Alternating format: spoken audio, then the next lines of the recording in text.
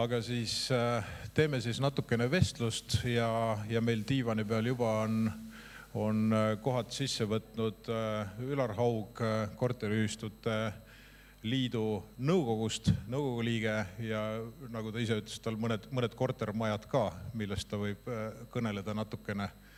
Siis järgmisena nii-öelda rivis on Päästeameti varjumise nõunik Sten Patrick Kreek ja siis oleme palunud enda seltsi ka sisekaitse ja kriisireguleerimise osakonna juhataja Priit Laaniste Siseministeeriumist. Et äkki saame suuremast pildist ka midagi teada ja tavaliselt alati ministeeriumi poole vaadatakse nagu rahalubaduste saamiseks. Ja ma siis püüan natukene juttu juhtida ja võib-olla siis alustamegi Priit sinu mõtetega sellest, et ma saan aru, et me tegelikult, kui me ütleme siin võib-olla poole kohaga räägime varjumisest, et te olete vaadanud ministeeriumis sellist Ukraina kogemustena, mis sellist kriisikindlust ja varjumispoolt puudutab, et kuidas tundub, et kuidas meil sellega võrreldes või et mida me võiksime sealt nagu õppida, et mitte vaadata olemasolevat õppematerjali kui niisugust meelelahutuslikku tegevust. Ja, tervist! Ukrainast on meil muidugi palju õppida, et esiteks, mida see Ukraina kogemus näitab, on see, et milline tänapäeva sõda välja näeb meie regioonis. Ja loomulikult ta näitab ka seda, et sõda tänapäeval meie piirkonnas on täiesti võimalik ja tõenäoline. Nüüd see sõda on tegelikult olnud selline etapiline, et võib-olla need esimesed konfliktipäevad ja nädalad olid ühtemoodi ja nüüd on juba, ütleme, see arenenud hoopis kolmandaks viisiks, et ma räägiks kõigepealt nendest etappidest.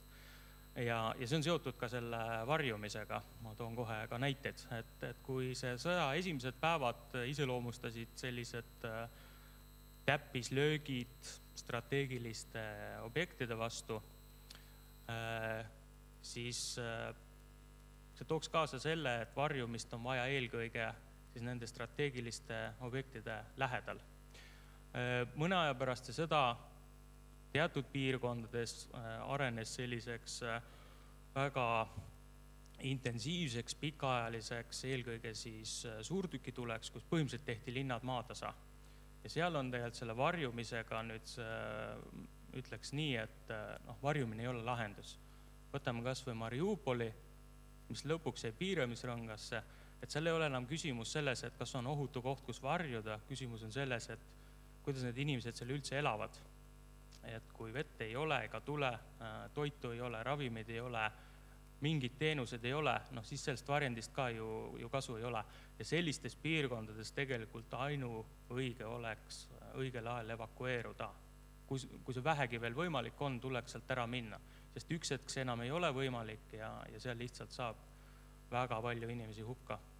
Ja kolmas etapp, mis toimub praegu, teatud piirkondades tegelikult see teine etapp kestab edasi, aga kolmas etapp hetkel näiteks Kiievis ja mujal Ukraina linnades, kus sellised aktiivsed lahinguid ei käi, aga kus tegelikult elanikkonda terroriseeritaksegi siis selliste rünnakutega, mis on suunatud kriitilise taristu vastu, eelkõige siis praegu elektrienergia, aga kindlasti ka sooja tootmine. Ja ka selle etapi juurestelt varjumine on oluline, et iseenesest hetkel veel ei ole põhjust, et kõik peaksid Kiievist evakueeruma. Võib-olla mingi etapp me jõuame ka sinna, kui see elektrikatkestused on juba püsivad. Aga ka sellises rünnakutes kriitilise taristu vastu on varjumine oluline, et oleks koht, kuhu minna. Linnast täitsa ära ei pea minema, aga sel hetkel, kui õhusireenid käima lähevad, siis tuleks kuhugi minna. Nüüd, mida ukrainlased on öelnud, et mida nad oleks saanud paremini teha, siis punkt 1, nad räägivad varudest, et varud nii elanikel, riigiasutustel, kaitseväel, kõigil on varusid vaja. sest hiljem kas ei tule üldse midagi juurde või tuleb pika viibega. Ja teine, millest nad räägivad elanikkonna vaatest, on ikkagi ka varjendid. Et oleks me seda ette teadnud, me oleks palju rohkem varjumisele tähelepanu pööranud. Aga sellega ma praegu piirdun. Ja ma nii palju auditooriumile igaks juhuks veel ka ütleks, et meile nii-öelda avalikest allikatest vähemasti teadaolevalt, et õnneks hetkel sellist ohtu ei ole, nagu Ukrainas toimub. Aga jällegi, et kui kuulata seda, et mis oleks võinud olla, või siis, et ole valmis äpp, kui te selle alla laete, töötab ka ilma internetita, kriisi ajal saate lugeda ilma internetita seda, mida te oleksite võinud teha, kui te seda enne ei tee. Et sama on sellega ja nende tegevustega, et mida me võiksime valmis panna ja siin eelnev küsimus ka, et kuidas me neid asju lahendame ja kui kiiresti ehitame, siis ilmselt ka Ukrainas täna ei ehitata nagu varjendeid järgmiseks kuuks valmis. Ajutisi lahendusi saab kasutada. Aga siit hüppaks kohe korteriühistu peale, et Ülar, kui selline olukord oleks, kui sinu ühistu oleks täna Ukrainas, siis millised võimalused sinu majades üldse oleks midagi varjumisega seoses teha või mis seis oleks, kui sa paneksid enda maja täna sellesse olukorda, mis Ukrainas on? Ei no seis on kehva või kesine või olematu tegelikult, et varjumis kolm kortermaja Mustamäel, et seal 2 5-kordset boksidega, 1 9-kordne ilma boksideta ja kõigis 3 seal on olematu seis, et okei, seal on 2 majas on juhatuse ruumid, et sinna saab istuma minna, aga vesi on olemas keldris, soojus on olemas keldris, kanalisatsioon on olemas keldris, midagi on, midagi saab reageerimisega toimetada, aga täna mingit valmisolekut siiski ei ole. Ja ma arvan, et see on enamus korteriühistutest nii. Kindlasti on tublisi, kellel on olukord võib-olla parem, aga meil ei ole olnud korteriühistutel, ei ole ikka keldripinnad ei ole siiamaani olnud ikkagi nagu suurt mingi teema. Või kui siis mõningate üksikute eranditega. Et jah. Ja need on siis nii-öelda sellised veel nõukaaegse elamufondi majad, millest sa praegu räägid, eks? Mitte jalgade peal majad, kus parkimiskohad all on, kus üldse keldrit ei ole? Jah, et Eestis on ju kortermaju hinnatud siin 18-24 000 või sinna suurusjärku, et kõigis võib-olla ei käi aktiivne tegevus, aga ja enamus elamufondi on meil loodud 60-ndate, 70-ndate, 80-ndate aastatel, nii et nii ta on, et samas jällegi suht ilmselt siis sama nagu Ukrainas see, mida me telepildis näeme, kus ikkagi see raudbetoon vähemasti on omavahel, raudosad on kinni keevitatud ja seetõttu need maja osad siis ka püsti seisavad. Et jaa, aga Sten, et Päästeametis sina küll ei ole saanud väga pikalt selle valdkonnaga tegeleda ja tegelikult me ka Päästeametina ei ole sellega kauem tegelenud otseselt kui selle aasta sees alles. Et millised praegu need arengud on või mida me Päästeametina täna toimetame, et seda olukorda parandada?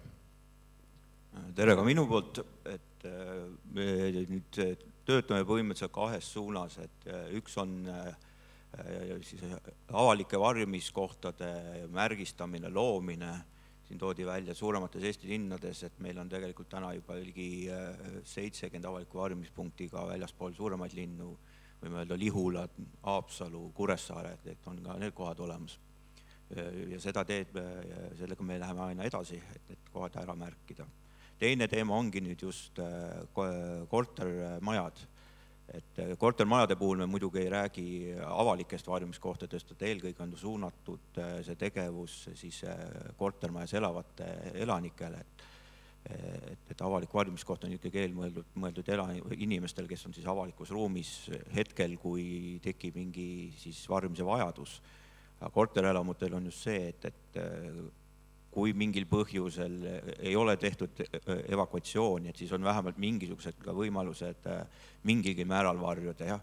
Ma siin nõustun sellega, et otsetabamuse korral sa võid sinna ehitada igasuguseid punkreid, et see ei kaitse sind, aga just igasuguse killu ja tolmu ja selliste eest ikkagi on võimalik ka kortermajades keldrites varjuda.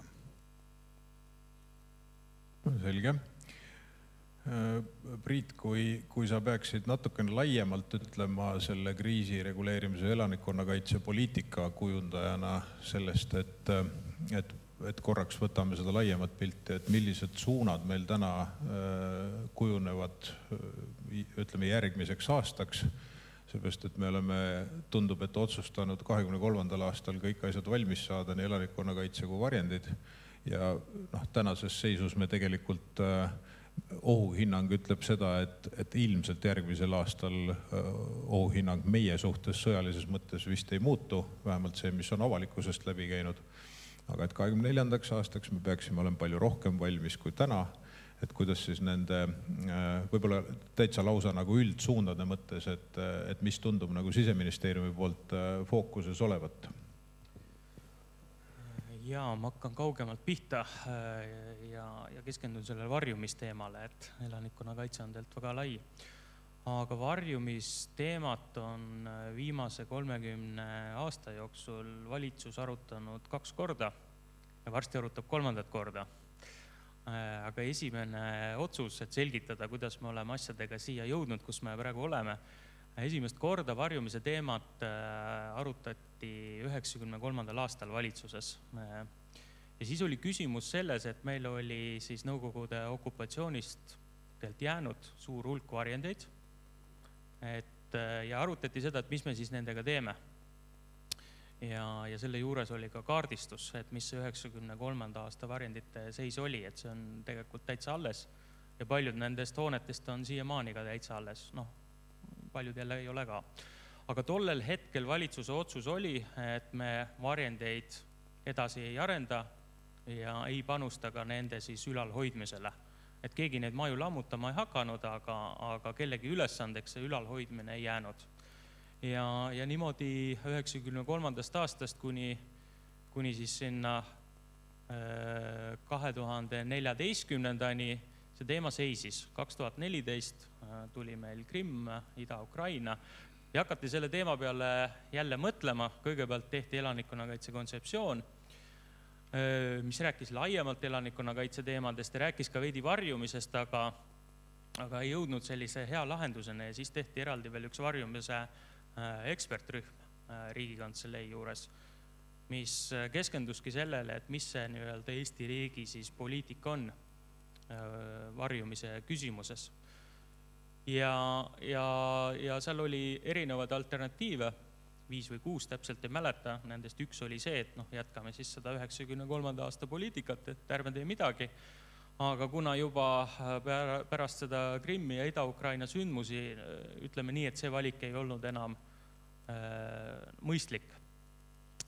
Ja erinevatest alternatiividest 2019 valitsus otsustas või kiitis heaks siis selle, mida Päästeamet on tegelikult täna tegemas, need avalikud varjumiskohad ehk olemasoleva taristu põhjal need hooned, mis sobivad varjumiseks ja seal tõmmati latt tegelikult suhteliselt alla, et me ei räägi avalike varjumiskohtade puhul varjenditest nii, nagu nad on näiteks Soomes, kus nad ongi tõesti ka tuumalöögi kindlad ja mis iganes seal on, iseseisvad varud ja mitmekordne elektritoide ja see on natuke teine asi. Meil on siuke Balti jaama tunnel, eks. Et kui nagu kuhugi on mõistlik kiiresti joosta, siis ma jookseks ka sinna, eks ju, kui ma tänaval viibin. Aga ta kindlasti ei ole varjend, et ta pakub esmast kaitset, aga kindlasti mitte täielikku kaitset. Aga ta on parem kui mitte midagi. Ja teatud funktsiooni ta täidab. Aga nüüd, mis oli selle 2019 valitsuse otsuse nagu fookus oli kitsam, et seal oligi fookuses siis see, et need inimesed, kes viibivad avalikus ruumis õues, et kuhu neil siis minna on, et meil peaksid olema sellised avalikud varjumiskohad. aga neid kohti hetkel on tähistatud siin circa 70, neid tuleb juurde, aga kokkuvõttes ikkagi, võttes kogu Eesti elanikkonna, siis kogu elanikkonnast nad mahutavad ainult suhteliselt väikse protsendi. Ja nüüd, kuhu me praeguseks hetkeks oleme jõudnud, ütlesin, et valitsus varsti arutab 3. korda varjumise küsimust, et hetkel meil ongi siin töös teema, et mis me nüüd muutunud julgeoleku olukorras selle varjumise küsimusega teeme ja siin võtame laiema fookuse, et vaatame ka neid inimesi, kes oma kodudes elavad, kortermajades ja mujal, et mis on see tee, mille me valime. Soomes on see tee nõue, et iga kortermaja üle teatud ruutmeetrite, see oli vist 1200, kui ma peast ütlen, aga võin eksida, seal on kohustus selle kortermaja ehitamisel välja ehitada ka varjumiskoht, mis vastab teatud standarditele. Et see ei ole lihtsalt kelder, vaid see vastab teatud standarditele. See on üks võimalik tee, mida me hakkame Eestis rakendama. Selle tee puudus on see, et see võtab aega. Me võime selle nõude kas või homme kehtestada, esimene maja, mis sellele nõudele vastab, tuleb mõne aja pärast. Ja piisav hulk sellised maju, mis omaksid nagu suuremat efekti ja suudavad siis mahutada piisav hulga elanikkonda, see võtab aega. Ja siin me räägime 10 aastatest, et soomlastel see nõue on olnud siin üle 50 aasta. Nüüd teine võimalik tee, mida Päästeamet on ka tegelikult rakendamas, on siis jälle olemasoleva taristu baasil, vaatame neid maju, mis meil siin on, et kuidas me saame neid tugevdada, korrastada, et neid teha varjumiskindlamaks. See on üks valik ja see on palju kiirem valik. Jah, me ei ehita ideaalseid varjendeid, aga me suudame mingit lahendust pakkuda. Ja siis on erinevad alternatiive veel, et mida ka Soomes tehakse, et kui me ehitame suuri avalikke hooneid, näiteks midagi Tallinna haigla sarnast või midagi sellist, et ka siis sinna alla, et kuna me teeme juba väga suure investeeringu, et siis paneme sinna natukene juurde ja ehitame selliste hoonete alla, näiteks avalikke varjumiskohti. Et ka see on üks alternatiiv ja millise otsuse valitsus teeb, sellest me praegu veel rääkida ei saa, aga me töötame need valikuid hetkel läbi ja fookus on kindlasti laiem, kui siin varasemad otsused olid, et kus me räägime ainult avalikkuse varjumisest, et nüüd me peame rääkima kogu elanikkonna varjumisest. Ja probleem muidugi on kõige suurem tiheasustusaladel. Jah, elanike arvu mõttes ilmselgelt tiheasustusaladel, et kahjuks küll mingid inimesed mõtlesid kunagi välja ka plaatvundamendid ilma keldrita majad, siis kus ei olegi eramajades ka võimalik maalla enam minna. Aga tulles tagasi ka eelmainitud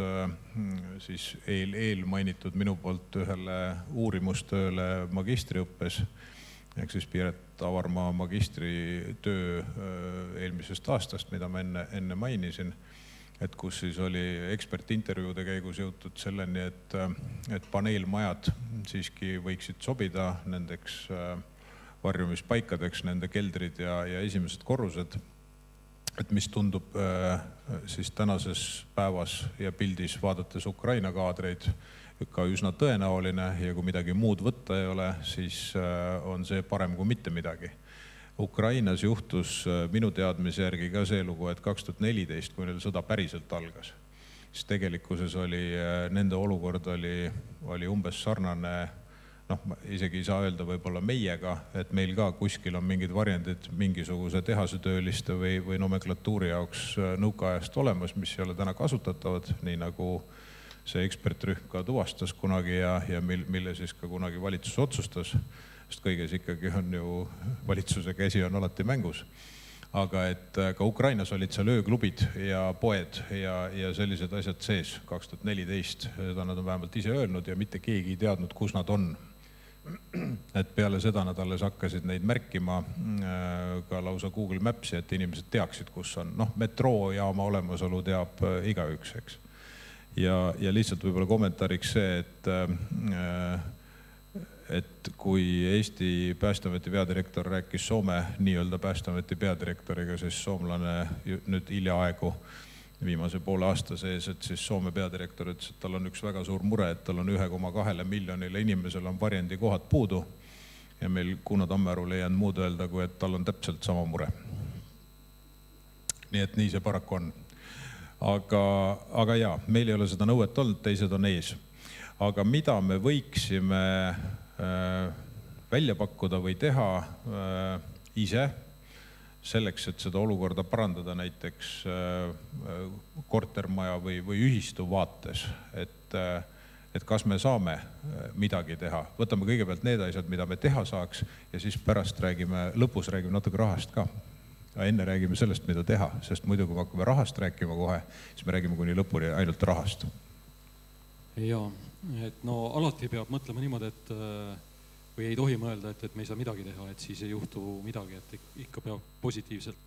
No võib-olla ühistute, üldse, et võib natuke kaugemalt seda teemat, et ühistute jaoks siiamaani on olnud prioriteedid hoopis teises kohtades, et me oleme nüüd 3 aastat siin igasuguseid kriise omanud ja need kriisid on toonud kaasa mitmesuguseid meiega sisemisi käitumismuutusi ja võib-olla ootel olekuid, võib-olla kiirendusvajadust. Kõik see, siin oli toredasti, täna oli jutuks, et kogukond, et tunne oma naabrit. Aga meil on juhtunud tegelikult selle 30 iseseisvuse aasta jooksul ja võib-olla siin lähikümnendi jooksul, et selline teenuspõhine majandusruum on meil ju järjest arenenud. Mida see tähendab? See tähendab, et me üha vähem teeme ise, üha rohkem oleme hakanud sisse ostma. Mida see omakorda tähendab? Et meil on ju täna kortermaju hulga, kus ei ole, ütleme siis, oma juhatust või omad inimesed ei ole juhtimises, vaid on haldusettevõtete all. See tähendab, et tegelikult polegi neid tugiisikuid võib-olla seal kogukonnas, kes oleksid need keskpunktid. Kui tuli see pandeemia kriis, siis intensiivistus Eestis korteriühistutes olulisel määral kirjalike hääletuste menetlusvorm, ehk ei tuldud kokku ka see 1 kord aastas koosoleku vormis. Koosoleku vorm oli ka üks nendest, kus võib-olla siis see kogukond nägi vähemalt oma teatud naabreid. Mis tähendab, et me kohati lokaalselt oleme hoopis kaugenenud üksteisest. Nüüd meil on laual energiakriisid. Me täna või eile mõtlesime selle peale, et kuidas energiatõhusamaks saada hooneid. Energiatõhusus on olnud ka üle 10 suur teema korteriühistute jaoks, kaasa arvatud korteriühistu liidu jaoks. Eesti on olnud edukas, meil on väga suur osa elamufondist või arvestatav osa elamufondist ka renoveeritud, aga mitte piisavalt. Kõik need uued muutujad, mis on tulnud päevakorda, ehitushindade tõusud, inflatsioon, intressimäärade tõusud, need on need suured väljakutsed, mis seni on olnud.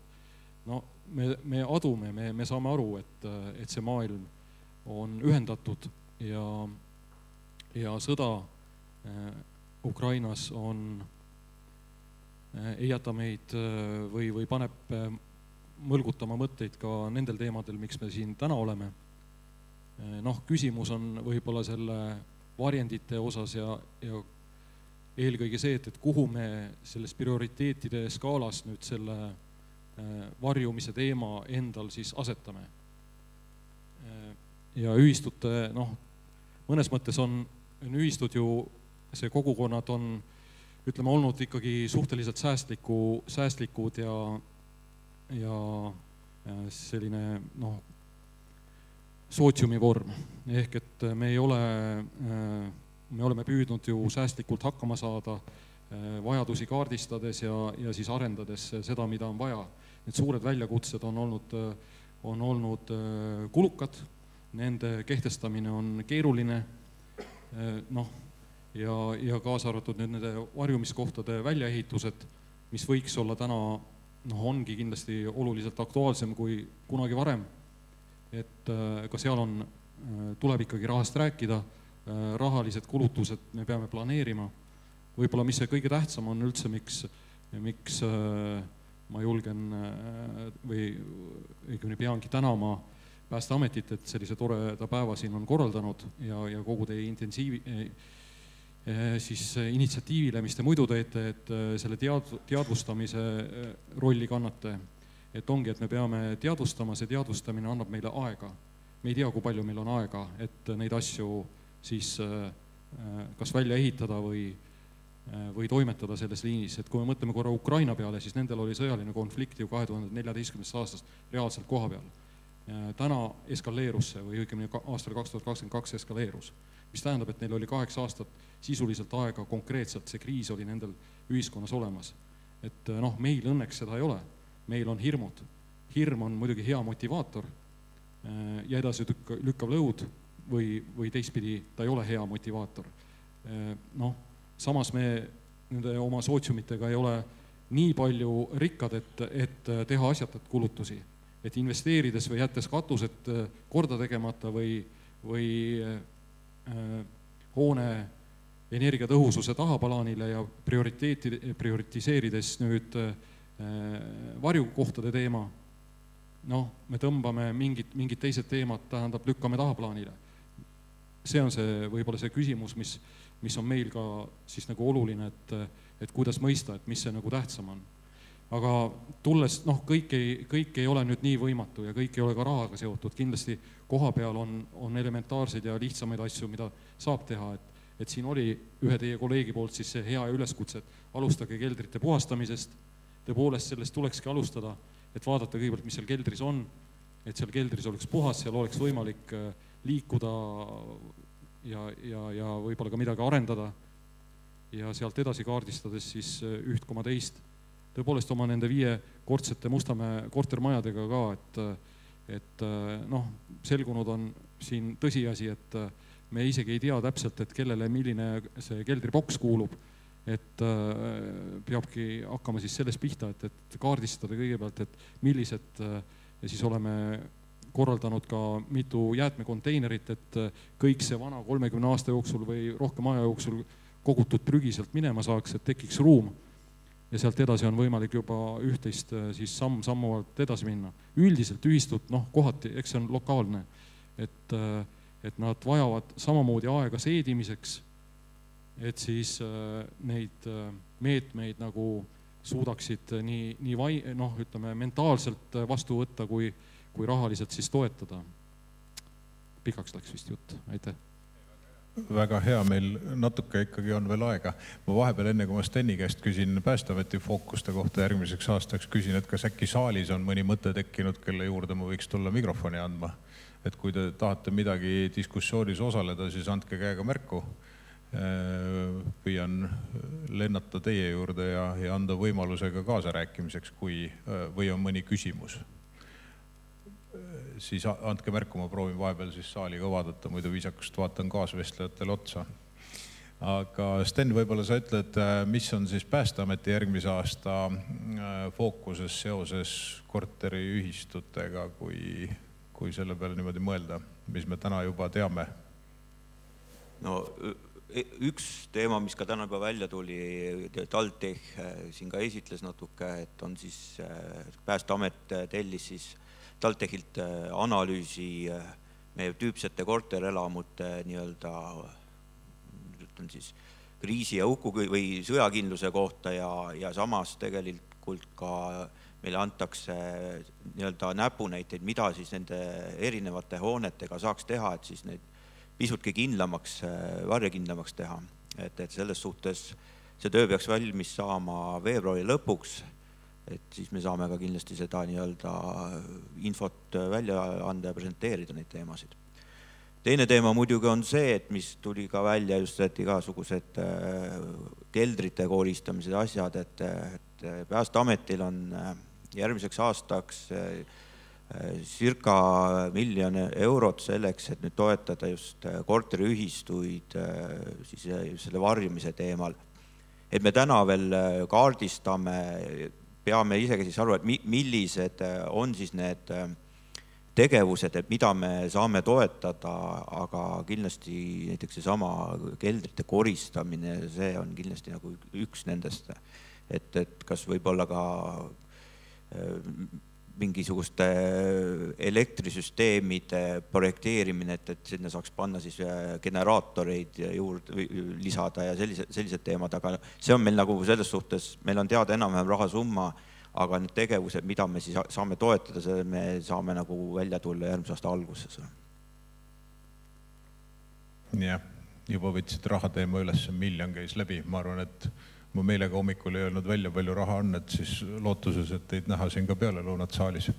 Aga tõepoolest, et see mõtlemisel meil on, et neid rahastustingimusi ja korda ja mille jaoks päris täpselt, et neid ei ole veel paika pandud. Ma arvan, et me siin ka räägime ikkagi korteriühistute võib-olla liiduga ka läbi ja mõtleme neid mõtteid, et mille jaoks tegelikult seda raha kõige nagu targemalt kasutada, nagu me enne vestlesime, et ei ole mõtet niisama külvata, et muul juhul küsimus on, et kas me peaks 1 miljoni jagama prügiveoks või äkki on see ka endal tehtav ja võib-olla saab midagi siis nii-öelda sellisest projektirahast nagu mõistlikumat ja suuremat isegi ära teha. Oleneb siis, kuidas lõpptingimused nii-öelda kujunevad. Aga jälle teistpidi see protsess, ma saan aru, et nagu ikka, et mis aastal see esimene kord valitsus kogunes, 93, on ju, et nüüd juba on 2 korda on koos käinud sellel teemal ja 3. kohe tuleb, eks, et siis, kui asi läheb kiireks või aktuaalseks, et siis läheb ka rahade jagamisega kiireks ja siis olgu meil seda tarkust, et me mõtleme selle välja, et kuidas seda kõige targemalt jagada, et muul juhul saate prügiveoks, aga selle üle ei tasuks nagu õnnelik olla. Et võib-olla seda prügi ja koristust saab ja neid sammu selgitamisi kas või äkki, et kelle boks üldse meie keldris on, kelle oma, et seda saab võib-olla selgitada. Teistpidi võib-olla jälle väga palju polegi vaja koristada, mine tea, millist elanikkonna kriisivaru sealt leida võib, eks ole, aga oht on, et on aegunud, et ka see 5 liitrit kütust nähtavasti, mis seal keldriboksis on, eks, ja selle värviga ei ole seal ka midagi teha. Aga palun?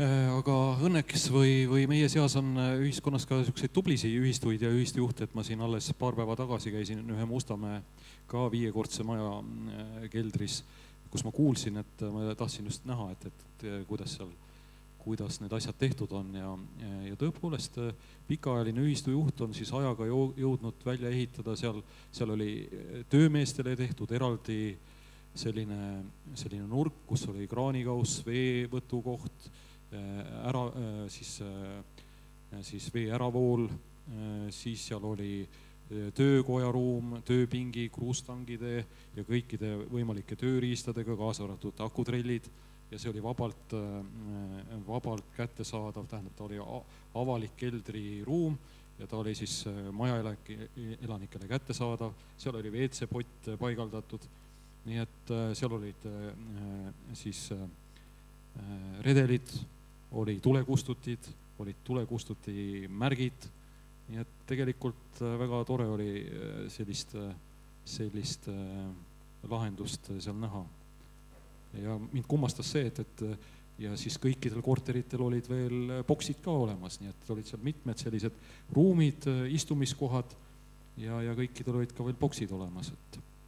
Muideks nende varjumiskohtadega ikkagi on keeruline, et meil on nendes mägede rajoonides on näiteks 9-kordseid maju, kus on kõrged keldrid ja kus on täiesti normaalne ja saadki üht-teist ka välja ehitada, aga on Mustamäel 9-kordsete majade keldrid, kus püstiasendis ka keskmise kasvuga inimesel on keeruline olla või ei saagi olla, kus on läbipääsud 130 korda 60 laiusega ja mis on veel 30 sentimeetrise astmega.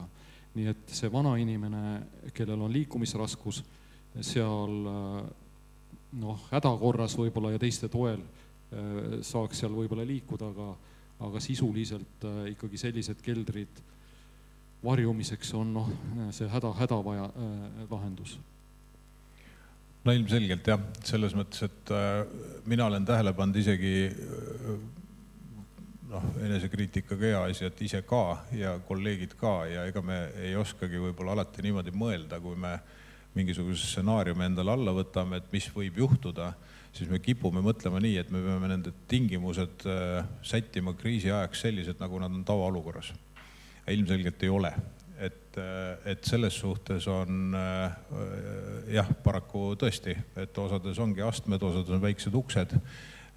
Kui on valida, siis tuleb see valik teha, et kas minna sinna sisse eelpaigutatud tooli peale istuda, et ei peaks kükitama, kui püsti ei saa seista, või siis mitte minna sisse. Nii et paraku selline olukord on, aga Priidule annan. Ma tahtsin lihtsalt repliigi korras öelda, et võib-olla me keskendume liialt selle keldri teemale. Et kui vaadata nagu mujal maailmas ringi, siis ka varjumiseks antakse väga erinevaid soovitusi.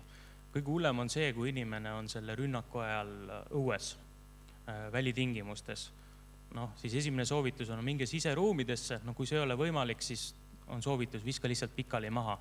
Ellujäämistõenäosus kasvab. See ei ole ideaalne lahendus, aga see on parem kui mitte midagi. Nii järgmine on see, et minge siseruumidesse kõige lähemasse. Veel parem, kui seal ei oleks aknaid.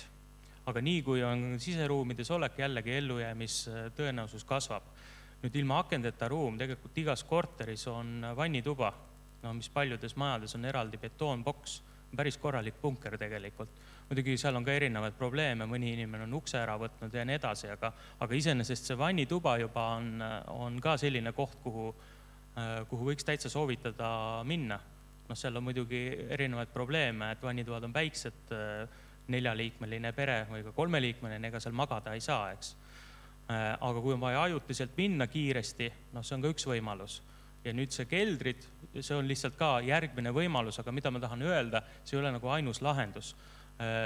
Kui me praegu nuputame need erinevaid lahendusi välja, siis selle üheks osaks ongi need sõnumid elanikkonnale, et mida siis teha. Et lihtsalt ma ei tahaks, et see kogu diskussioon on niisugune keldripõhine. Jah, päeval juba ka sellest rääkisime, et kindlasti osa inimesi lahkub nii nendest majadest kui ka see Viimsi küla näide, kust 80 inimest kriisi korral lahkub. Ja loomulikult me lihtsalt praegu oleme valinud selle teema, et ma proovime lõpuks öelda midagi, varsti annan kõigile lõppsõna, et öelge siis midagi positiivset, et kõik ei peaks masendusega ära minema, et kelder on väike ja madal ja ilma õhuta ja kuidagi ei tahaks sinna sisse minna. Täna ei peagi sinna minema, ma ütlen kohe ette ära, aga Ülo, palun. Enne kui lõppsõnad, et ma korra siin päeva jooksul oli vaata hästi palju generaatoritest juttu, et siis voolu tagamiseks, aga te ei rääkinud kordagi sellest, et iseenesest on olemas ka, meil käib praegult teatud mõttes ikkagi massiivne päikesepaneelide paigaldus ühiskonnas, küll põldudele, hooned on üks potentsiaal, kuhu neid saab panna, kaasa arvatud kortermajad. See küll, need päikesepaneelid toodavad elektrit siis pool aastat, eks, või natuke rohkem.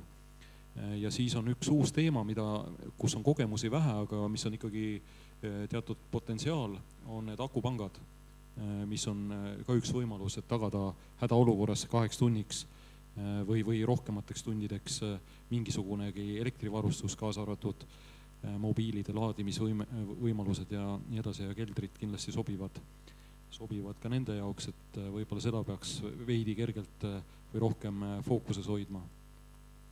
Ja eks me peame siis esimese korruse korteritega hakkama kokkuleppeid tegema, et kui on ikkagi sõda, siis me murrame sisse ja saame seal siis oldud, et peaksid sõbralikud suhted olema või siis saab ilma murdmiseta hakkama.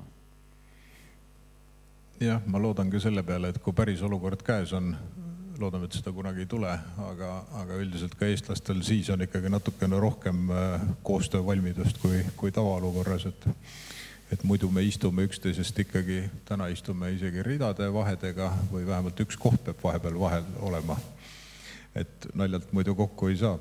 Aga ma arvan, et väga hea diskussioon ja tõepoolest, et annaks nüüd lõpuringiks sõna, et me oleksime korrektsed oma kuulajate vastu nii siin kui sealpool ekraani, et midagi veel, mis jäi ütlemata või kripeldab, siis igaüks, mida tahab, Priidust alustame. Ja, ma arvan, kõige olulisem on elanikkonna kaitse erinevate meetmetega, on see siis varjumine, evakuatsioon, kodused varud, ohuteavitus, neid meetmeid on palju. Et oluline on kõikide nende teemadega edasi minna ja hea on see, et paljud need teemad on nüüd Ukraina sündmuste toel Eestis saanud suure hoo sisse. Et kurb muidugi, et see tuleb läbi nii-öelda Ukraina rahva kannatuste, aga need teemad on meile aastaid teada olnud, et nendega tuleb tegeleda, aga need ei ole olnud nagu, ütleme, fookuses, ei ole olnud prioriteedid. Nüüd saavad paljud asjad tehtud, kindlasti ka varjumisega. Me oleme mõne aasta pärast, ma usun, paremas seisus kui praegu. Et juba see, et me sellest räägime sellest, et seal on erinevaid lahendusi, et juba sellest on abi. Aitäh, Sten. Jah, Priit võttis praegu sõnad suust, et ka minu meelest on see positiivne, et nende asjadega tegeletakse, nendest räägitakse, seda teadvustatakse, seda ohtu endale. Muidugi, mis täna ka korduvalt on läbi käinud, et suurtes kortermajades, et tõesti, et üksteist nagu tundma õppida, et sa tead, kes su seal samas majas elab, et minust on see ka väga oluline, et selline info jääks nagu edasi püsima teile. Aitäh, Küllar. Jaa, et me pidime ju olema või soovime ka olla tark rahvas, et mis see tark rahvas siis võiks iseloomustada, et on ju see, et mitte me ei reageeri siis, kui juba jama käes on, vaid ikkagi suudame planeerida, millest on jäänud ju vajaka ausalt öeldes palju aastaid. Nii et meil on antud hetkel aega, seda aega peame siis mõtestama ja planeerima, me teame, me ei saa uskuda sellesse, et keegi või miski meid kuskilt kõrgemalt poolt aitab, et ikkagi ise ja siis võimalused on olemas ka väikesteks tegudeks, mis võivad tulla kasuks märkimisväärselt määral. Aitäh. Ja ma omalt poolt ka arvan, et me võib-olla võtame praegu siin ka selle seminari kokku, tänades kõiki kuulajaid jällegi nii siin saalis kui teisel pool ekraani. Ja ma arvan ka, et on hea, kui me nendest teemadest räägime. Üks asi, mis kindlasti on oluline, on see, et me püüame alati vähemasti Päästeameti poolt jõuda oma 2 sihtgrupini, kelle me oleme elanikkonnakaitse alaselt enda jaoks sõnastanud. Üks on inimene ja teine on omavalitsus. Ja siis inimese ja omavalitsuse vahel kindlasti on kogukond, olgu see siis ühistu, külaselts või mõni muu selts. Et nende seast valides järgmise aasta koolitusfookuses kindlasti on ka korteriühistud. Et me oleme seda teinud üsna mitmeid aastaid ja teeme seda edasi. Tallinna linnas ilmselt ka munitsipaalpolitsei toimetab, ilmselt ka kohalikud omavalitsused toimetavad sellega, aga püüame siis seda sama teadmist, mida täna siin sai ka Mikko käest tahvli pealt saada, mis jälle ühtepidi ei ole ju kosmoseteadus, aga võib-olla on hea natukene süstematiseerida neid mõtteid. Mis ma siit kaasa veel võtsin, on see, et jällegi tõepoolest, ega varjumine täna ei ole hetkel ohu mõttes aktuaalne teema Eestis. Ja küsimus ongi prioriteetide seadmises, et millises järjekorras midagi me teeme, küll aga meil on tänu Vene sõjale Ukrainas tekkinud teatud ümberhindamised ka prioriteetides, mis on pannud käima, kas või kutsunud esile siis selle 3. valitsuse nagu kokkusaamise varjumise teemal 30 aasta jooksul. Ja me keegi ei ole tegelikult vahepeal suhtunud sellesse liiga tõsiselt, kuna seda ohtu ei ole reaalselt olnud. Ohtu meil täna ka ei ole, aga me näeme, et see oht võib mingil hetkel tekkida, parem on, kui me oleme selleks rohkem valmis kui varem. Nii et seetõttu prioritiseerime oma kriisikindluse loomise ka korteriühistutes. Võtame äkki selle mõtte ka kaasa, et ühistu kui ühistu, inimene kui inimene, omavahelise diskussioon ja kokkulepped on ilmselt vajalikud, kas või madala keldrikorrusega majas, kus esimese korruse korter on kindlasti kõrgem, eks ole, kui on võimalik, loomulikult lepime kokku, kus me koguneme, kuidas me oma naabrit tunneme ja mida me siis saame ühistu poolt teha selleks, et see meie elumaja oleks kriisikindlam. Ja ma püüan panna ka pärast liit saab saata laiali osalejatele need esitlused, mis meil siin on. Te saate vaadata seda ka järele YouTube'i kanalist, mille lingi me saadame, me lõikame need tükkideks, et ei peaks tervet päeva nagu järjest vaatama, kui midagi huvitab, kes kuskil keelega vääratas või midagi. Ja saate need ja põhimõtteliselt lihtsalt kripeldab, et üks selline elektrigeneraatori nagu mõte veel lõpuks, et see on nagu täna olnud vist mulle endale tundub kõige populaarsem teema, aga et Jõgeval jah, see, mis ma ka enne mainisin, et siukse 600 eurose 2,5 kilovatise, no 2 kilovatise generaatoriga annab need tsirkulatsioonipumbad käima panna küll.